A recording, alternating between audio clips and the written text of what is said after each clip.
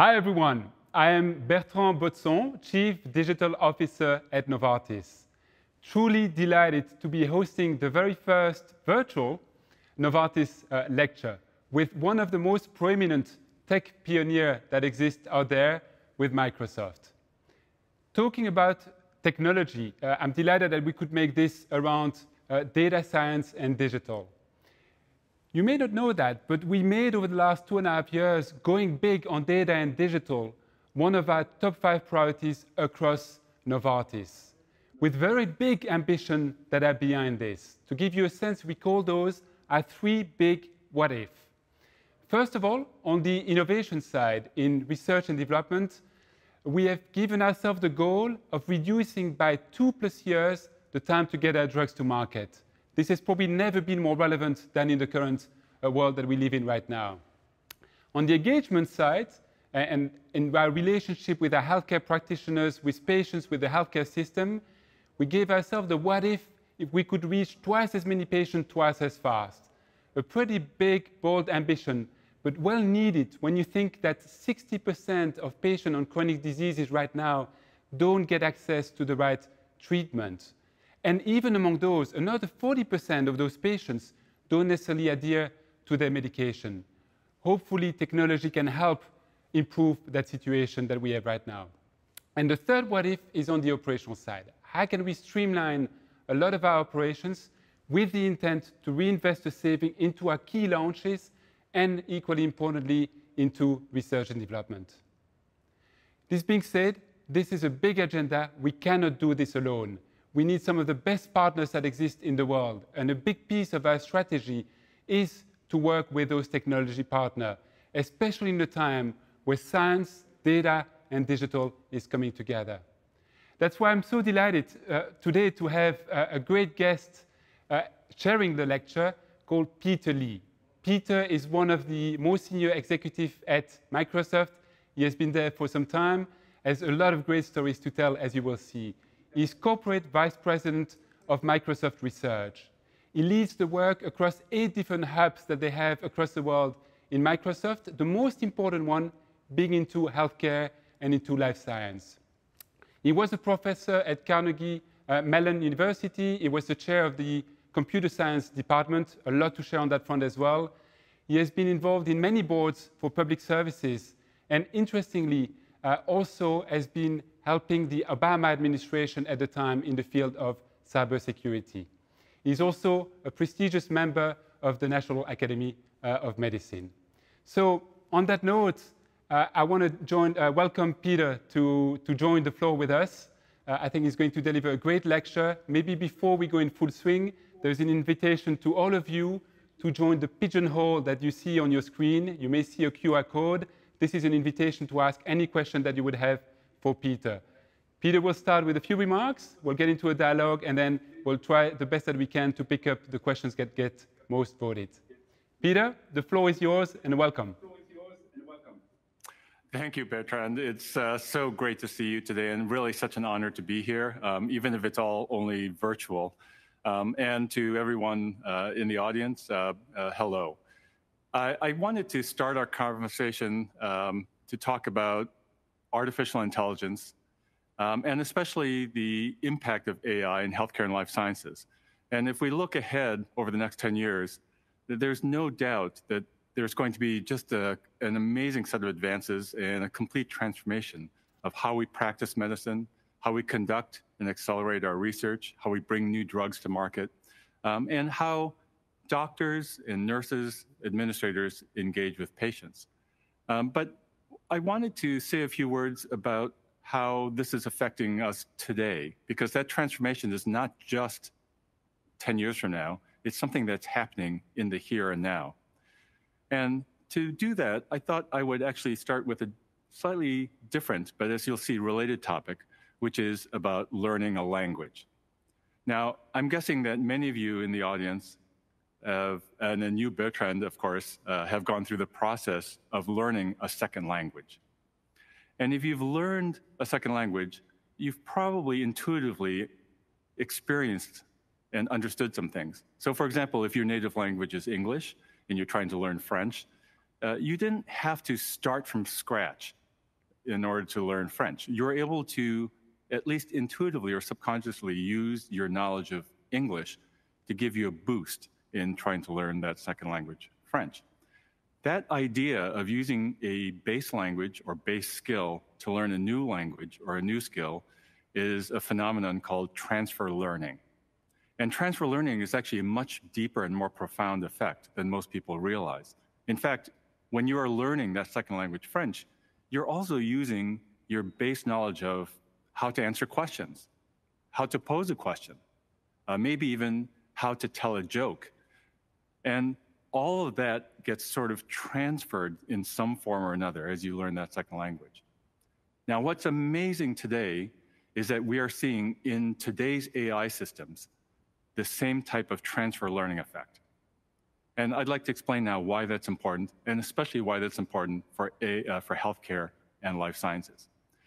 Today, we are building new types of AI systems based on something called self-supervised learning. And to put it simply, a self-supervised learning system today is able to ingest huge amounts of digital data. Let's say text documents, all the web pages in the world, everything that it can get its hands on, and start to take all of this, what in the AI field is referred to as unlabeled data, and start to learn about the structure, about how human beings put together letters into words, words into sentences, sentences into paragraphs, paragraphs into whole documents, and understand just through that ingest.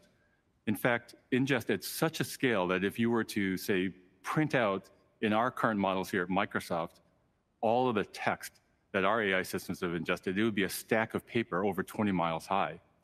And from that, build a model. That model having the ability now to learn new things based on that base knowledge. Now, what kinds of new things? Well, today, I don't know if you realize, but in the area of cancer research, there are about 2,000 research abstracts and papers published every single day. This is an amazing testament to human ingenuity and to governments around the world really focusing on advancing our knowledge and leading to a cure for cancer. But it creates a problem for people who want to treat cancer patients because there is no human way possible for anyone, a tumor board or any doctor, to be able to ingest all of that knowledge to ensure that as they are treating patients, that they are treating them with the latest research knowledge. Well, with our new abilities based on transfer learning, we can build decision support systems that can read all of those thousands of research papers and abstracts every day and construct decision support tools. And in collaboration with great cancer centers like the Jackson Laboratory here in the United States, we have actually deployed exactly those types of decision support tools that basically augment what cancer specialists can do by giving them the knowledge in easy decision support form that has all of the collective knowledge of those thousands of papers. It goes beyond, though, and makes actually the ability for doctors to be more human, to pay more attention to their patients. If you look at this picture, this is a picture made by a child whose parent is a doctor.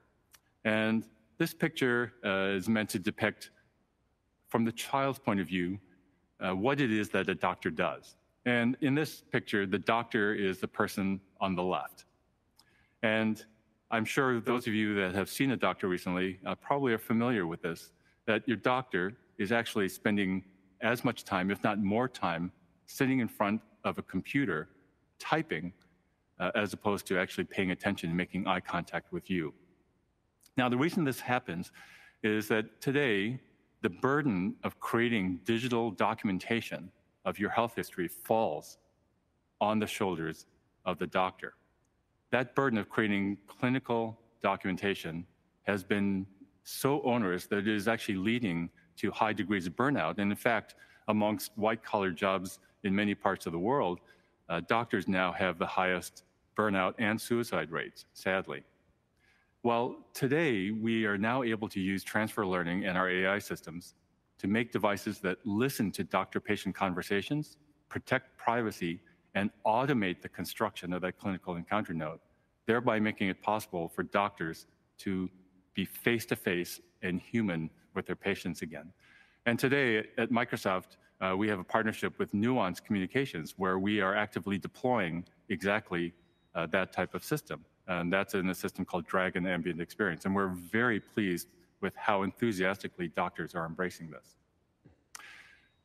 Today, also for COVID-19, we, in the crisis, have had this incredible problem where you have people who are potentially very infectious flooding into emergency departments or overwhelming nurse call centers at hospitals and clinics.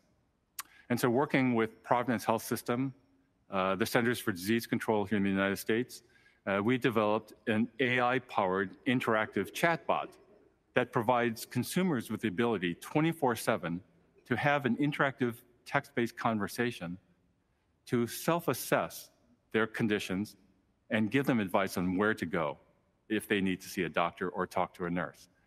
This health bot, this COVID-19 health bot, now has been deployed at over 2,100 hospitals and clinics around the world, and in many cases is reducing emergency department and nurse-centered call volumes by as much as 30%. And we see here that even humble applications of AI can have dramatic impact in the crisis. Now, while all of these are important applications of the ability to ingest language, the main thing I wanted to convey here is that language is much deeper than just what human beings do to communicate with each other. The universe and life itself speaks a language. And so one thing that we've been working on with Adaptive Biotechnologies, Illumina, Providence Health, LabCorp, and others, is the idea of decoding elements of the human immune system, understanding its genetics, and if understood as a language, being able to translate that language into the language of diagnosis and disease. And so when your doctor takes a 1 ml sample of your blood, she holds in her hand a sample of about 1 million of your T cells. Each of those T cells genetically programmed to attack a specific antigen or carrier of disease. That antigen is encoded in a specific gene in that T cell. And so now if we understand that language of the genetics of the T cell and can translate it, much as we might translate English into French, we may be able to have something approaching a universal diagnostic. And we're very excited that just this week, we were able to announce the release of a new diagnosis tool based on exactly this kind of language translation technology called T-Detect from Adaptive Biotechnologies. And so you see, when we are able to use self-supervised learning to build extremely powerful AI systems, we're able to attack language and make it possible for doctors to be more human, to be happier in their jobs, to augment what they're able to do with the flood of information, but most importantly, for the future, and starting here and now, to be able to understand the language of life and translate the language of life into more precise and more personalized healthcare. So to close, I just wanted to get back full circle to this idea of transfer learning. Our hope is to achieve a transformation by answering the question, what if the language of computers could also be the language of healthcare? What would be possible? And to do that, I'd like to quote the English writer Geoffrey Willens, who, in his thinking about transfer learning, said, you can never understand one language until you understand two. And with that, I see great hope for the future and tremendous potential for AI in healthcare and life sciences, not only in that future, but here and now today. So thank you.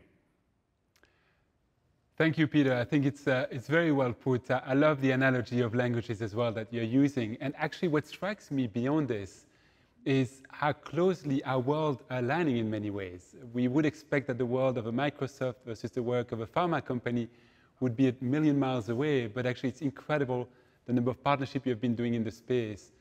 Can you share maybe a bit more about what attracted Microsoft into healthcare in the first place?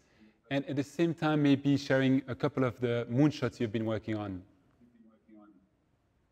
I'd be very happy to do that. One of the things that is, I think, sometimes not appreciated well enough is that over the past 15 years, there's been a huge transformation in the digitization of healthcare. In fact, in the United States, 15 years ago, less than 5% of health records for patients were in digital form. And in fact, if you're old enough, you probably remember in your doctor's office that doctors had file folders of written health records. Today, in fact, over 98% of health records are in digital form. And that digitization has come along with the digitization of many other things. The electronic devices that are used at bedside in hospitals. In fact, the very devices that are used to do measurements have all gone digital. And in life science research, in pharmaceutical research, we're seeing tremendous move towards digitization. And so as we sit here today in 2020, the question before us now is, what can we do with those mountains of digital data? Can we extract the insights? Can we extract more value? Can we extract better health from all that digital data? And there's just tremendous possibility. And for Microsoft, we think we have a lot to contribute to that, but it's also good for our business because as healthcare and life sciences has gone digital, we also see that it's shifting to a dependence on AI and to cloud computing. And so it's very important for Microsoft to understand how it can be relevant in that AI first, cloud first future for healthcare and life sciences. In our work in this space, we have become extremely impressed with the leading edge companies who have been thinking very hard about the digitization. And Novartis actually comes at the very top of that list as an amazingly farsighted and progressive thinker in the digitization of healthcare. Thanks, Peter. And as we got to know each other as well over the last 2 years, I think on a personal note as well, there's been a great relationship between the companies building up. We also got to learn from you about how you think long-term about some of those moonshots as well. And often you talk about 2030 type of horizon, which is actually not alien to the pharma space as well, where we often talk about 12-year horizon as well for drug development. Can you share a bit more about how you approach that from a lens of technologist? Yeah, you use the word moonshot, and I think some of the most fun times that you and I have had, some of the most intellectually stimulating times have been when we've talked about moonshots. And you're right, I try to go through an exercise on a pretty frequent basis, at least once a year, to think ahead, what will be inevitably true about the world 10 years from now? And not just from scientific or technological advances, but because of the way the world is changing through politics, through the economy, through social forces, through other natural forces. And to take just one example in our discussions, when you look ahead to the year 2030, we have tremendous optimism that some diseases of our time, such as cancer, will become much more manageable, maybe even cured in this 10-year period. It will take a lot of work and some real brilliance, but we're on track. But then when we also look over this next 10 years, particularly in the US, Europe, and Asia, we see tremendous aging demographics, so-called silver tsunami. And with that aging demographics, by the year 2030, we might be able to presume that diseases like age-related neurological disease might start to become much more prominent. And so now when you think ahead to the year 2030, with that sort of idea in mind, then it allows you to work backwards to today and understand what are the kinds of things that we should be thinking about today so that we are ready to contribute to that world 10 years from now. And that sort of shapes how we think about moonshots. And there are many other areas that we think about like this. With COVID-19, it's, of course, bringing to light the impact of global pandemics. And of course, we've seen this accelerating over the past decade with things like Ebola and Zika, and now COVID-19. And so as we think ahead about our needs in managing and getting early signals on global pandemics, we start to invest in projects in the here and now to be ready for that. And one of the projects I've been very excited about, in fact, I brought an example here, is a project here called Premonition. And so this is an odd-looking device. It's actually a robot, and it's a robot that attracts bugs. You can program it to attract mosquitoes, and each one of these little compartments is a robotically controlled, computer vision and AI-powered trap. And so when you put this trap out in the environment, let's say to capture a certain kind of mosquito, you capture these things and understand that those mosquitoes are some of the most effective biosample collectors in the environment. And so working with Harris County Public Health in Texas, we have a pilot program where we're deploying these traps in the environment to understand if the Zika virus is present or maybe other unknown pathogens are present in the environment. And by collecting these great biosample and blood collectors, and then going through a metagenomic analysis, again, AI powered, we're able to do a tremendous sort of early warning signal. And so while we think of these as sort of science fiction futures, to think of a global biosensor network of this form, they're really informed by predictions about what the world is going to be like in 10 years. And so we actually use the word not just moonshot, but we say relevant moonshot, because we're not just wanting to do things just for the sake of doing awe-inspiring science, but we want to do moonshots that really have a chance to be truly meaningful in that future. It's a great example and probably a good opportunity as well to commend you on the work that we've been doing together in leprosy as well, which is really a biblical disease, and using AI and using good experiences as well to try to demystify what leprosy can be in more remote areas, and getting patients to really, via very simple cell phone in remote areas, to be able to diagnose themselves much earlier as well. So great practical application of it as well, Peter. Well, and we really have to, here at Microsoft, have to thank you for bringing us into that effort. And, leprosy is something, this is something that we can overcome, but also the science that we're doing together on leprosy, the AI models, the biology, has far-reaching implications that go beyond leprosy itself. And so, again, there is this idea of here and now as well as in the future in the work that we're doing together.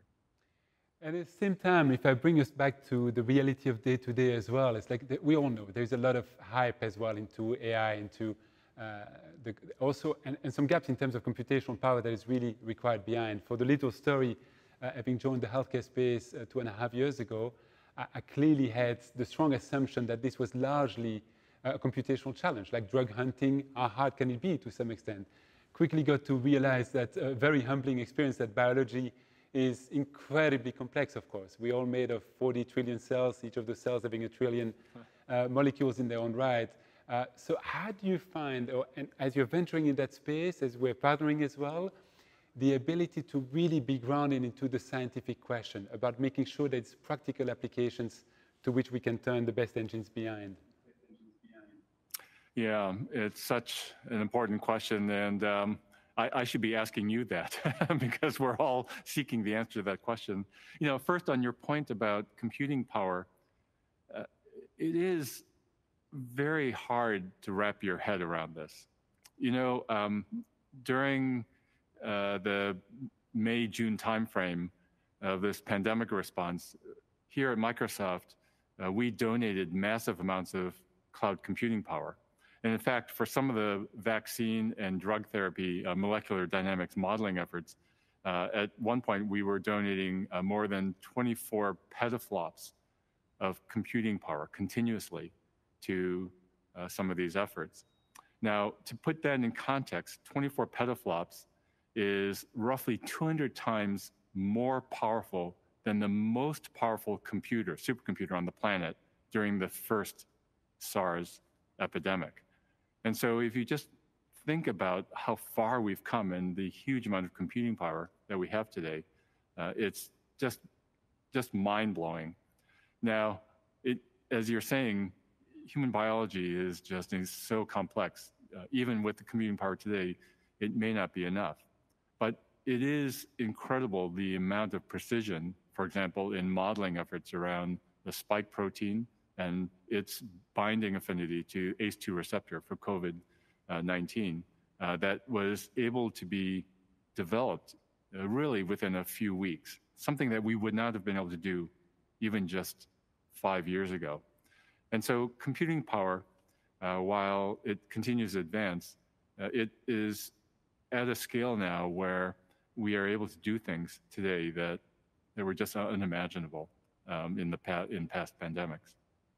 Now, on your broader question, I think one thing that we are always struggling with is where to direct these precious resources. And it's not just the resources in computing infrastructure, but also people's time and attention. And there's always going to be a balance between the kind of here and now, the urgent problems in crisis response today versus looking ahead to the future. And again, this is where thinking about what is inevitable about the future world becomes so important. Because to the extent that we do devote some of our attention to longer term problems, we at least want to have those longer term problems be connected to the trends of today. And so the orientation always is asking for that relevance today. Now, so far in this pandemic response, our attention has really shifted to today, and we've embraced your goals about really trying to shorten time to drug discovery and deployment today, and trying to connect your researchers and your operations to doctors and to patients today. Those things are incredibly important, but they're important to us in part because we also see those things as important trends for the year 2030. So we see that they really harmonize together. And again, we would not have arrived at that thought process without the partnership with you. We were really guided to this by working so closely together. It's a good bridge, Peter, for, I'm keeping an eye on the board as well of questions that are coming up. And at the very top of the list, I'll read it and I'll guide along those lines. I'd like to know more about the kind of output we're getting from the partnership signed last year between Novartis and Microsoft. What kind of return are we seeing and what kind of impact are we seeing? Maybe it's a good bridge to talk exactly about that, about the venture we're making in generative chemistry together, which we haven't proven yet, but where we're making a very best attempt. A couple of others that jump to mind is probably the work that we do on technical research and development, protocol AI and map AI. Maybe it's worth explaining. And then I want to keep for afterwards the broad ambition that we have in terms of citizen data scientists, if you don't mind. But you mind if we start sharing a bit about the first couple? Sure. On generative chemistry, I have to say, boy, your scientists are pushing our researchers so hard. The thing that's so interesting in generative chemistry from the computer science perspective is that the basic structures have different spatial and temporal properties. When we're focused on language or images, which is typical in contemporary computer science, they have sort of a linear temporal and spatial property.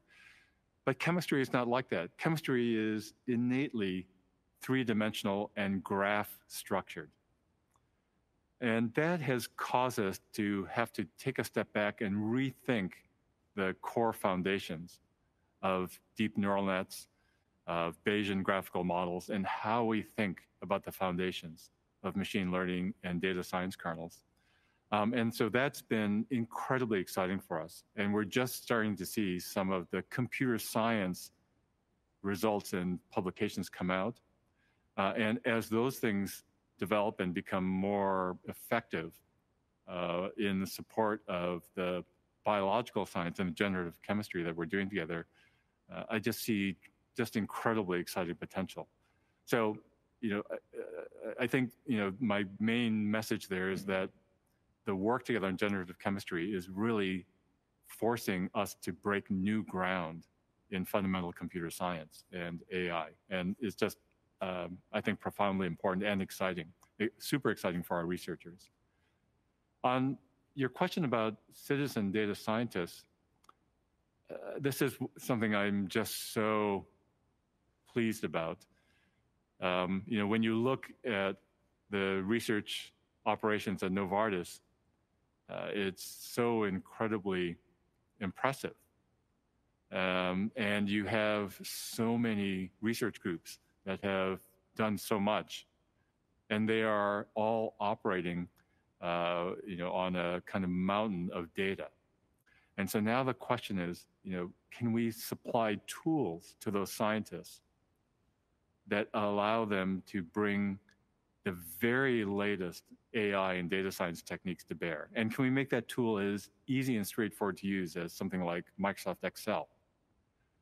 That's an exciting project that we've been doing together, and we've been deploying tools, and it's been just so impressive to see how Novartis's scientists have been just embracing these tools, even though they're just changing every single day as we're developing these things together. It's also allowing the possibility for these data silos to start having the silo walls come down and be able to connect the dots across all of these different data sets, and even get to the next stage of sharing the data science kernels and machine learning algorithms across all the various parts of research and science at a company like Novartis. So enabling our dream of having every scientist at Novartis be a state-of-the-art data scientist equipped with easy-to-use tools, I think is an amazing vision, and one that I think we have a lot of intensity working on together. I still remember the room in which we were when you pitched that to us at the time, saying, what if we could do to AI what Microsoft has done to Excel? I think it was a very interesting out-of-the-box vision, but very interesting to be on the journey on this together and to see in practical terms how it's starting to apply. And that notion of citizen data scientist, about making all of us being able to deal with AI without having to know what is below the iceberg, is incredibly powerful. I cannot think of many tech pioneers who could make that happen. Maybe to complete on the question, we're also doing productivity work together. For example, in our world, we do protocols for clinical trials very regularly at massive scale, but we tend to repeat the same task again and again with regulatory approval, non-approval. We're trying to use, with a lot of unstructured data behind, we're using smart AI to be able to understand the patterns that are there. So how can we really understand when it's going to be rejected, when it needs to be enhanced, when it needs to be reconsidered? Likewise in marketing as well. We have a lot of materials that are hopefully helping healthcare practitioners, but often there is a rejection acceptance process of those. So instead of having to reinvent the wheel all the time, that's where AI comes into its most practical form with payoff that we're seeing already day to day. Peter, let me shift. Well, in fact, I think just in clinical trials, again, this is where transfer learning has been coming into effect, because jointly we've been making pretty impressive advances, for example, in being able to ingest the documentation around clinical trials and really start to understand them, be able to answer questions, and be able to discern patterns of success or of faults in those documents, just in order to ensure and maximize the chances for success. Also, even with the HealthBot, we've been working together on clinical trials matching to make it easier for doctors and even patients to just engage in a conversation with an interactive chatbot to understand, are there clinical trials that are right for me? And how can I get enrolled? And those types of applications, the models, AI models underneath, are things that are emerging from our work together. Peter, I'll shift gear a little bit. I want to talk a little bit more about Microsoft and learn more about Microsoft as well with the audience. Let's come back to COVID. You mentioned earlier how you had redirected some of your resources well with the emergent and absolute urgent need that the world has right now.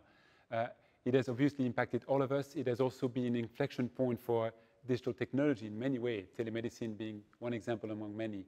Can you share a bit more about, more broadly, how has it impacted Microsoft and how has it impacted some of your roadmap and your prioritization as well through that lens? Yeah, it's been incredibly disruptive in a way, but ultimately I think it has made us a better company, and it has inspired people. Like workplaces all around the world, we've had to adjust how we work, but also Microsoft technologies power the world. They power over 200 governments around the world, power hundreds of thousands of businesses and enterprises, and schools everywhere. And so as the pandemic hit and the world was shifting, for example, to a more virtual world, we suddenly found ourselves in the situation where it was our responsibility to ensure that the world could keep working, that governments could keep working, that the healthcare system could keep working. And so there was an all hands on deck effort in order to ensure that our data centers around the world, our cloud, software systems like Office 365, like Teams, could handle that kind of load. But then on top of that, we had hundreds of thousands of those same organizations coming to us asking for very specific help on different matters. Help for public health authorities who need to do contact tracing. Help for healthcare organizations that needed to triage patients. Help for governments that needed to be able to communicate in new ways. And so we had a Microsoft Services disaster response team that was always available, ready to marshal Microsoft's resources and people in response. Internally, I ran a hackathon in order to connect the dots between people, particularly in research at Microsoft, and those external needs. And in that hackathon, over 1,100 Microsoft employees from across the company stepped up to volunteer, put aside what they were doing in their normal jobs in order to pitch in on some important projects. Projects ranging from molecular dynamics modeling to accelerate drug discovery and modeling, projects involving contact tracing, projects involving recruiting, plasma donation, partnerships with healthcare organizations. And those projects, while I think in our minds at one point we had hoped they would just last through the summer, we're now realizing today are going to be part of an ongoing part of Microsoft's business. And so we've started to reorganize some of our internal organizations to make more permanent these kinds of activities. So it's been truly a profound impact. And make no mistake, it's important not just for us to contribute to the world, but it's important for Microsoft's business itself, because a healthy world is a necessary thing for a healthy business for Microsoft. It's interesting, Peter. That leads us as well to another area on which we share a lot of common interests as well. It's on the cultural journey and the sense of purpose among our two different companies as well in different spaces that is very profound. We're on that journey. We call it the Unboss movement, as you know. How do we create a company where we have the 108,000 of us are inspired, naturally curious, unbossed, really empowered and self-aware? But to be honest, we have actually been students of yours from fairly early on, because you started that journey way before us, in the sense that Microsoft was not always the Microsoft of today, and you've seen probably different phases of this in different capacity while you were there. It moved from a sort of know-it-all to learn-it-all, as you and Satya talk about. We have heard you talk about a few times culture eats strategy at breakfast every day. Can you guide us a little bit through your journey on that, and how does it really feel inside Microsoft, and what can we learn, especially in those type of day and age right now where we're all working remotely and probably need to act differently to lead our companies? Yeah, you know, it's such an important thing that you're raising. And as I reflect on my own personal journey over the last few years here, it really ultimately just does come down to having the humility to just listen and learn. You know, to put yourself in a space where you're not personally trying to prove anything to anyone, but you're just trying to find a way to grow, to get to a new place. And it's difficult. In fact, I sometimes joke that with Satya Nadella, our CEO, when he talks about the growth mindset, that's actually a euphemism because growth can be painful at times. In fact, Bertrand, I think one of the reasons why you and I, have kind of found such common ground together is that we've both gone through a growth because neither of us have a history, a long-term history as professionals in healthcare or life sciences. It's a transition that we made. And it's a transition that I made initially unwillingly. I was asked to do this by our CEO and asked to learn and to try to make a difference. And at the time, it was a request that was hard to understand. You ask, why me? You even feel a little bit like a victim. But as you start to immerse yourself and start to understand that Microsoft writ large actually has something to offer here, and in fact, Microsoft needs something to happen here, you start to learn, you start to grow, you start to undergo a transformation that's very personal to the point where you become a different person. And that experience that I've had personally is something that has been going on throughout Microsoft, even all the way up to our CEO. And not to embarrass you, Bertrand, but I resonate and click with you because I understand that you have gone through exactly that same type of personal journey. And as you say, Novartis is going through this now today. The thing that is just so important for people to understand as they're doing this is that there are moments of pain. It's an up and down journey. But the perseverance and the focus on learning and growing ultimately can be the most rewarding experience for you personally and for the organization that you're part of. So I realize this is sounding a little bit abstract and conceptual, but it really does come down to just that. And I really credit our CEO for having the vision and the courage to bring our company through this. It's beautifully put, Peter, in so many ways, and certainly resonates, especially in a space where we're only as good as the quality of the innovation that we come up with in so many ways. So that notion of curiosity, that notion of reinventing, that notion of learning, which comes with the pain indeed, I think is very profound. Peter, I'll shift gear a little bit and maybe I might surprise you, forgive me for that, but I kept one on which you probably have no idea, but there's a little game I like to play, which is called underrated or overrated. So I'm going to throw a few bombs at you, and I want to get your immediate reaction, no long answer, just about what do you think about those. Fair? Ready to go? Okay. Blockchain, underrated, overrated? What do you think? Underrated. You have to tell me a little bit more. I think about this in terms of health data. I think we need to be able to connect the dots and make health data much more free-flowing and interoperable.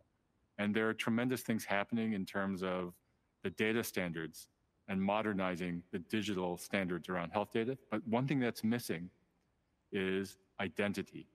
In fact, here at Microsoft, did you know there are 5 employees named Peter Lee? It's a real problem. And so how do we distinguish amongst those Peter Lees? And blockchain has the way to maintain that disambiguation. And that's super important for the future of health data. Telemedicine, one of the most talked about technology right now and largely used. Underrated, overrated? Super important, but I would say it's bordering on overrated today. Telemedicine, as we have seen during this pandemic, office visits to doctors in the US and Europe have fallen off by roughly 25 to 30%, and about 5% of that has been taken up today by telemedicine. And there's no doubt that that will grow. So in that sense, all the hype around telemedicine is important. And here at Microsoft Teams growth for telemedicine applications has been just on this hockey stick up. So super, super important. But at the end of the day, I believe that the kind of direct human contact between you and your healthcare provider is going to continue to be profoundly important, and maybe even more important than ever. Sure, it may be mediated through listening devices that automate the documentation and so on. But I think, the current hype, while it's very exciting and is transformational, I predict within 2 years it will start to level off. Great. Moving on to our view of the world on this one is we think that about 25% of the patients' HCP interactions could suit themselves very nicely actually for this, and the rest being probably more the human touch. We'll see. It's recorded now, Peter. Real-world evidence. What do you think? Underrated. Now, real-world evidence has been a theoretical idea, somewhat academic idea for over a decade, maybe 2 decades. And I think its time is coming. One thing that we've seen, in fact, during this pandemic is the challenge of balancing the compassionate application of experimental therapies with the randomized controlled trial-based approval of those therapies. Those things come in conflict with each other today. And as we have seen in this crisis, we need a way to merge these things together. And ultimately, that is real-world evidence. And I think it not only will happen, but it needs to happen. And so I think within the next 2 to 5 years, we will start to see more and more real-world evidence companies, as well as big pharma companies. In fact, I predict Novartis will start to see significant, profitable, and positive human health impact from real-world evidence operations. I know you've been a massive advocate as well on the Hill about getting the right standards for this, and I think it's probably an alliance of a few of us. It would be important to gear in that direction and more uniform data standards. Augmented reality, virtual reality, big buzzword. I think it's actually underrated right now. This has been going through, it went through maybe 3-4 years ago, a big hype cycle, and then kind of dropped off into a trough of disillusionment. But we are now on the verge over the next 12 months of a new generation of augmented reality and virtual reality systems at consumer prices, but at much more professional grade. And I think it starts first with the need to be able to interact with people in better ways virtually, to be able to play games and entertain yourself. I think the next 12 months are going to be super exciting for AR and VR. 2 more, Peter, and then we'll move to the audience. And the questions are really flowing through, including on LinkedIn and on Pigeonhole. Those 2 are predictions. So more you're in 2025, 2030, you decide. Quick answer on AI replacing doctors by 2030 versus complementing them. Complementing them. I firmly believe that as well. And lastly, AI-generated drugs in sci-fi or credible? I think we are already starting to see today designer proteins coming out completely through kind of AI search processes.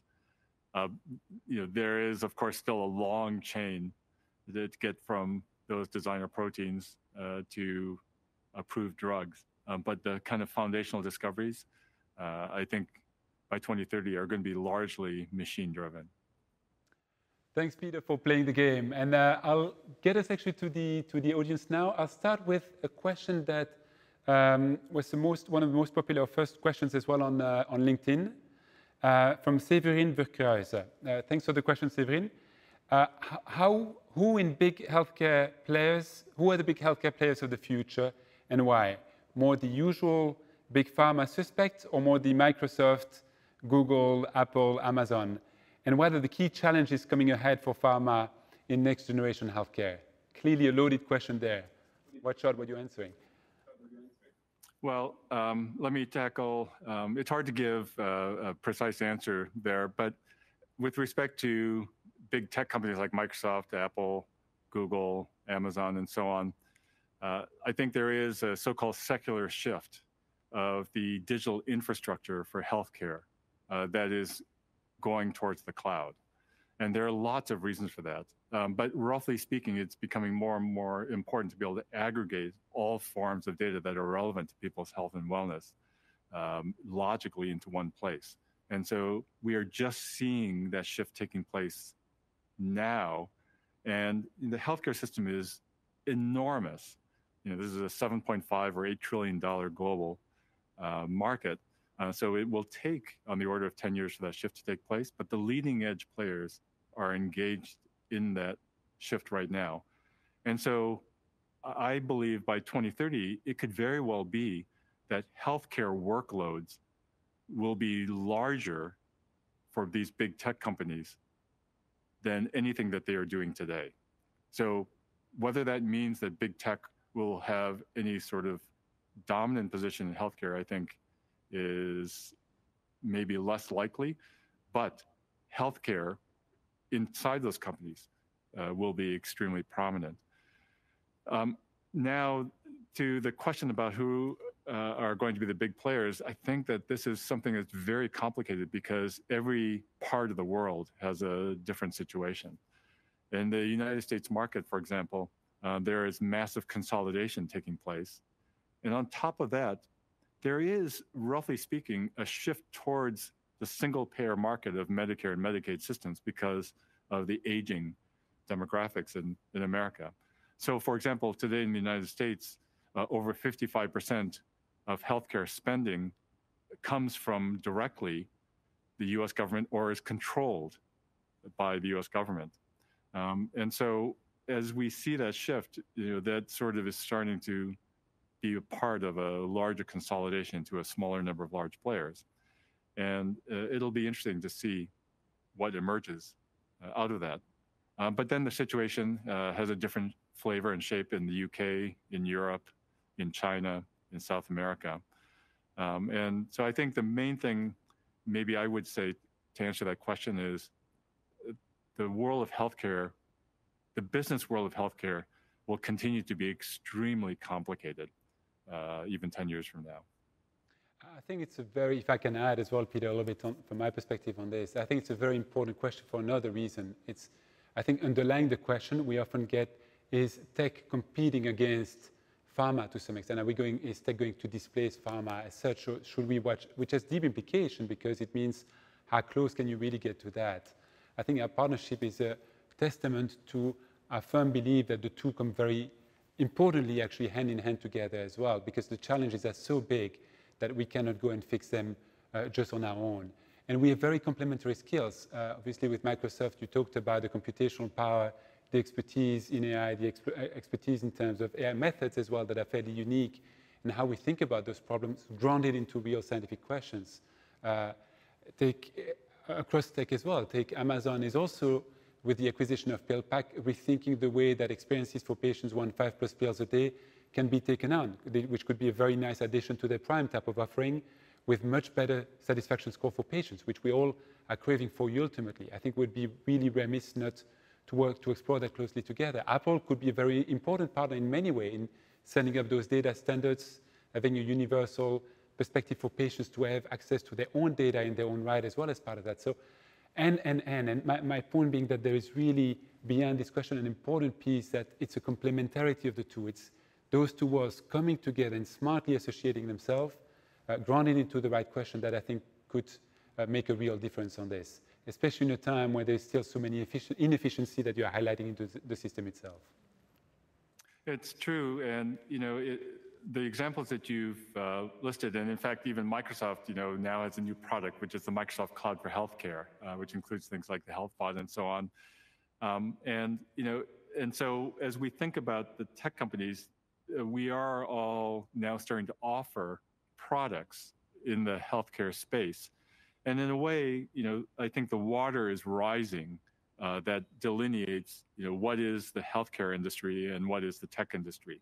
And as the tech industry becomes more and more relevant in healthcare, the types of offerings that you'll see from the tech companies is going to become more and more specific to healthcare.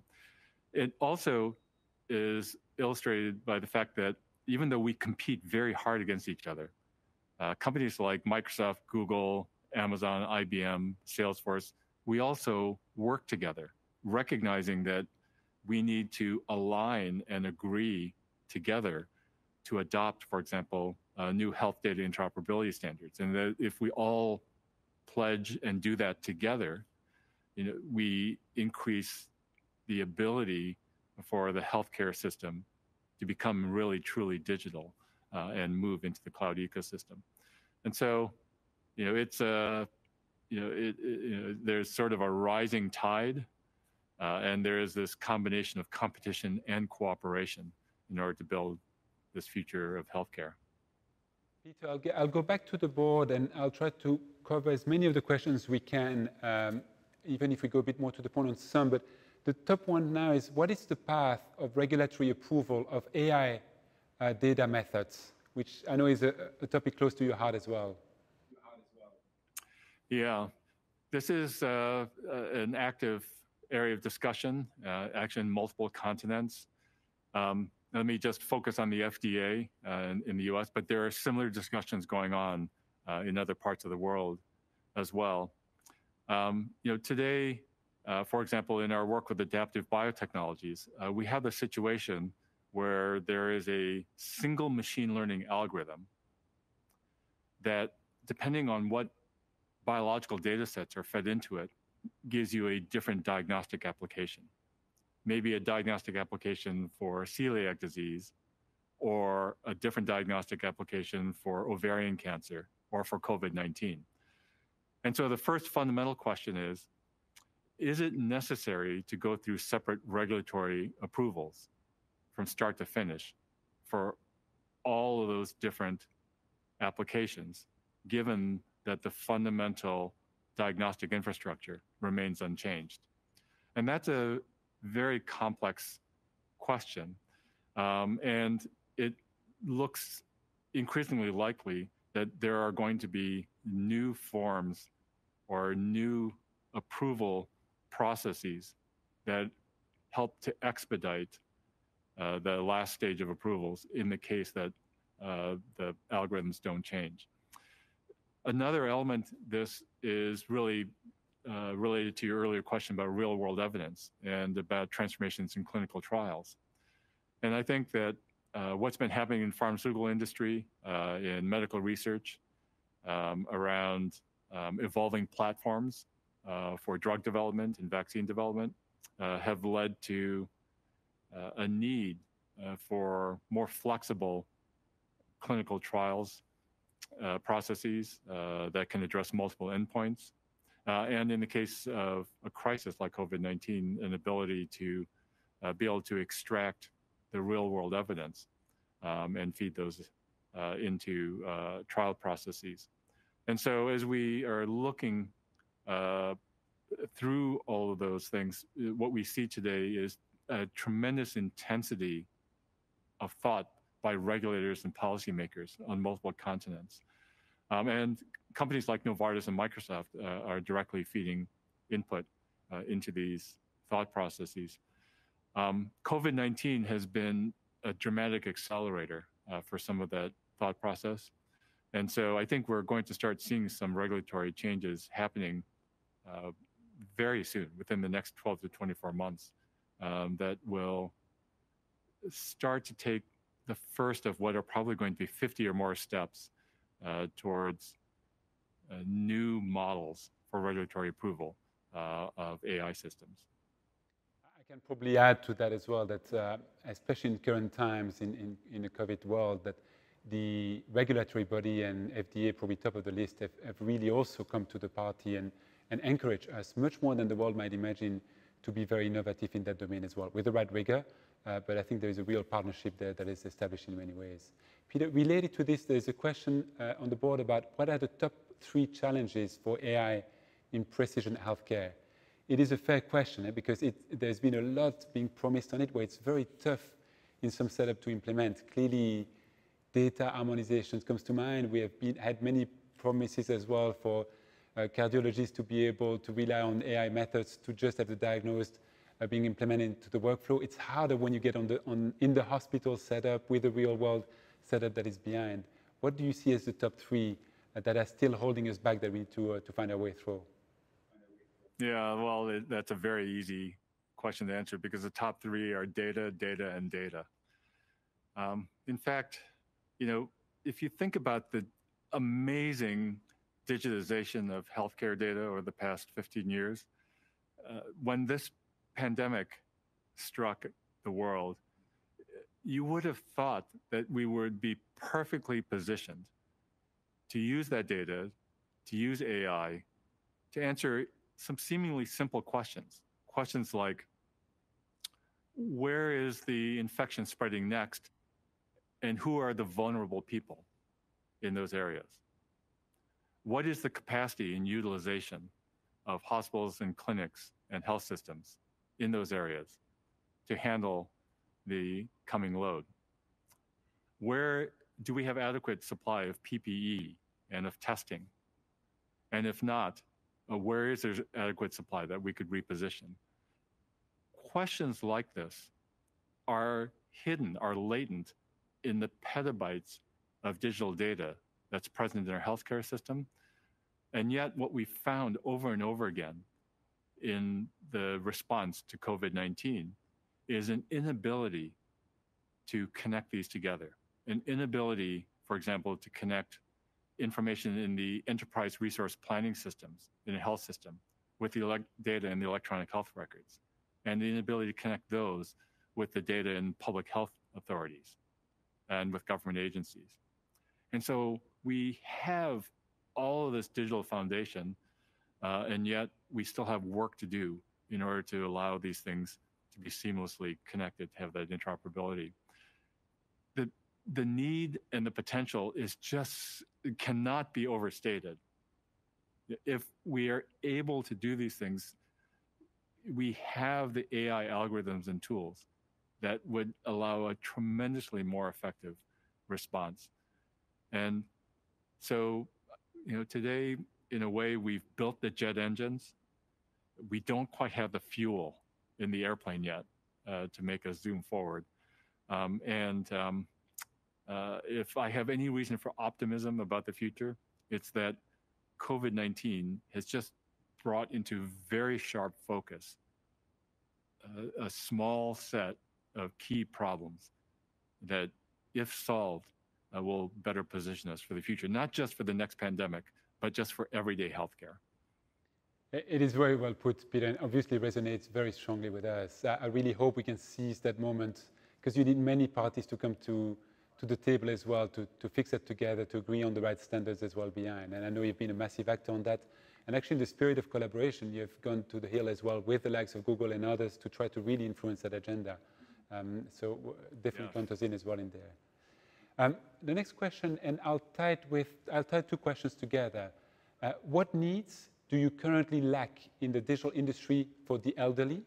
And there was a question as well from Werner Engelbrecht on LinkedIn, which touched on that, which is, look, it's very easy to get excited about data, about technology, about data science among us to some extent, but how do you bring everybody on board on that journey? The patient, but also the doctors, the nurses. How do we bring that change management, and do we really put it to good use for the right experiences at the end of the day? What are we still missing in that side of the equation? Yeah, let me touch on the point about the elderly first. And maybe this gets to your, underrated, overrated question about telemedicine. There is just an amazing shift across several continents with aging populations. And so both formal and informal caregiving, I think, is really about to hit maybe even something approaching crisis stage. And it's something actually that Novartis has been really in the lead in thinking about this, because these things directly affect not only what we do in healthcare and life sciences, but for all enterprises, these things have an impact on productivity and on the welfare of workers, because many more people now are becoming informal caregivers to the elderly. And so to get back to the telemedicine point, this is one place, where sort of remote monitoring, remote sensing, and the ability to stay connected becomes so important. And this is something that, frankly, if I were to criticize our work here at Microsoft, up until a year or two ago, we haven't spent enough time thinking about, but we're changing now. We're really starting to try to understand, if there is Microsoft for people's lives, not just Microsoft for people at work, what would be the most important area to focus on? And this is one area that is really rising to near the top. And so as we have been thinking harder and harder about, our IoT solutions and platforms, our connectivity and data interoperability, our remote sensing, devices in the home, things like Teams, we now have started to shift our thinking to think about the case of the informal caregiver having to care for an elderly parent or a loved one. And I think that this is something that is sadly going to become one of the next big things. And we're hoping that we're thinking about it early enough to stay ahead of it. I have to say, we've been so inspired by some of the thought process and some of the work going on at Novartis, because in fact, Novartis has been thinking about this, particularly as it relates to age-related neurological disease in the future. And so we've taken some cues from our work with you on this.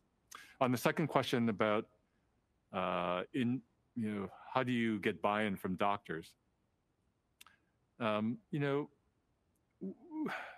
We have had some concerns about this in our work with nuanced communications, where we're trying to install devices into exam rooms that listen to doctor-patient conversations and helps to automate the construction of an encounter note. And it is a conversation. There are questions about privacy. There are questions about legal issues. There are questions about the quality of the results and whether it actually saves time, because no doctor wants to take the time to learn a new system that ultimately isn't that productive. But what we see is that doctors themselves are the best advocates to convince other doctors to adopt new workflows. And so when we develop a new system to do better image segmentation for a radiologist, or we develop a new documentation system, we find those early adopters that really embrace and inform us how best to position these, and then work with them to understand how do we talk to administrators and other doctors about the benefits of this. And it's a process again of being a learner and a listener, really trying to be humble and understand, how can we help? How can we help you have a more satisfying and better life as a doctor? It's interesting how you bring it back effectively to culture at the end, and the learning piece as well in there. I'll take, Peter, two more, if it's okay for you. The first one is a very important one, and there are several questions along those range. I'll try to keep it justice, but what do you consider as the major ethical risk from using AI in healthcare, and is Microsoft considering ethical challenges when building new tools? Side question to that, who owns the data? So clearly quite a few questions in different formulations along those lines, obviously a critical topic for all of us. Yes. The second question is very easy to answer, because Microsoft never owns the data. And in fact, we have a policy in our company of never being the custodian of health data. So for example, when Novartis uses our cloud, our cloud technology architecture is set up so that you get what we call an instance of our cloud. It's as though Novartis is all alone on our cloud, with no other company or person from Microsoft or any other company able to gain access. And so when we collaborate together, the only way that we can collaborate that involves access to data is if Novartis temporarily makes someone from Microsoft essentially a temporary employee. And that happens very rarely. And so, we tried to supply the infrastructure, algorithms, capabilities, but we never have visibility or access into the data. Every cloud company has a different policy around this, but with Microsoft, we're particularly strict about that. Remind me again, Bertrand, what the first question? Ethics of AI. How do you think about the ethics of AI and embedding that into any tools that you develop? Yes, so ethics is incredibly important. And first thing to say is we have a formal governance process that is called Ether, which is an ethics review board within Microsoft that is directly focused on AI, and in fact covers AI applications in healthcare. And so as we develop products and services, or even embark on research projects, typically if it involves healthcare, people's personal health information, anything along those lines, there is a formal review process that goes through a study work group and then ultimately to a CEO level and CTO level board called Ether. And that provides guidance on things. Sometimes we have to communicate broadly about new policy positions. So for example, when COVID-19 was on the rise, there were quite a few questions about contact tracing and the extent to which people within Microsoft could engage in the development of contact tracing applications. And so through the Ether process and through privacy, talking to our chief privacy officer, we developed policies around 7 privacy principles that any contact tracing platform developed by Microsoft must strictly adhere to in order to be approved. And we published that actually not just within Microsoft, but we published that openly to share with the world as a model for others to follow. So that ethics, I think, that ethical governance process is extremely important to us. It's a bit of bureaucracy within Microsoft that people actually here embrace. Now, there is maybe a more broad question about the ethics of AI in healthcare and life science applications that pertains to safety, as well as the potential for bias and lack of transparency. And these are all questions that are active areas of research within Microsoft Research today. We have a major research effort in something called FATE, which is an acronym for Fairness, Accountability, Transparency, and Ethics in AI. And that has been developing through deep research, spanning social science to computer science, the principles and understanding about this, and even developing new tools to develop more explainable AI models. And it's something that we think is extremely important. There can be an over-optimism from the medical community about what AI can do, and an over-optimism from the AI community about the kinds of problems in healthcare that can be attacked. And so we must guard against the possible dangers of that over-exuberance by really understanding deeply from a research perspective these ethical considerations. We're sharing a lot of this as well. Now, how do we avoid the bias into the AI methods at the very core of it, as we do in our clinical trials? How do we avoid the black box effect and non-reproducibility as well of our analysis that we do beyond this? To add one, actually, that's interesting, because we spend a lot of time discussing this. The most important piece to me is beyond the guidelines we are putting is also as a team across all associates across our company, is to really discuss that grounded into real case studies so that we can be principle-based and making sure that we have the same understanding beyond what good looks like towards society in that. To add one that is we are seriously thinking about in our code of ethics around AI and ethics, we're thinking about having a principle as well around ESG and safety of the environment. We are consuming huge amounts of data, and there's actually bad AI and good AI in terms of efficacy of the method we're using. So how do we make sure that we take that top of mind as well so that we can have a cleaner world in that space as well? Things you might not expect to connect, but that we see as important as well. Peter, I'll close on, I'm getting a sign here, so I'm close on one more question, which I think is a very good one to finish off on, which is from Peter. How would you say that AI delivered at the most consequential health issue of our lifetime, i.e. COVID-19? And there was a question on LinkedIn as well related to this from Bill Price. How will AI improve global health? But maybe a great way with the urgency of COVID to finish off of what have you seen, what are your biggest hope, and what can we practically maybe do more to take on those challenges? Yeah, we've just barely scratched the surface. Some of the data challenges actually have held us back. But even just scratching the surface, we saw some amazing things happen. The drug and vaccine efforts all uniformly have had some element of AI now. Machine learning and data science have just been baked into the very discovery process. And so what we see emerging today have had elements of AI.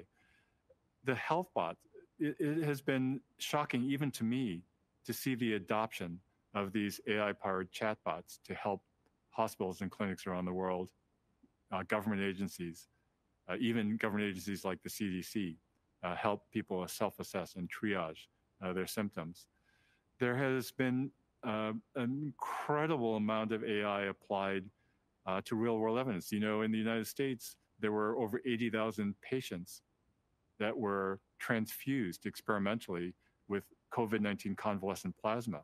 And so the analysis of the electronic health record data from those experimental transfusions has been in part powered through machine learning techniques and has resulted in an emergency use authorization by the FDA for that treatment. And so we see just over and over again these sort of point contributions through new data science and machine learning. And yet we are just so dissatisfied with those things, as meaningful as they've been for all the lives that those things have undoubtedly saved. We just know that there's so much more and so much better that we can be doing today when and if we can address those data challenges. So, it's sort of a good news, bad news thing. If anything gives me real optimism for the future, it's that all of this has just focused our minds and really motivated us to do so much better the next time around.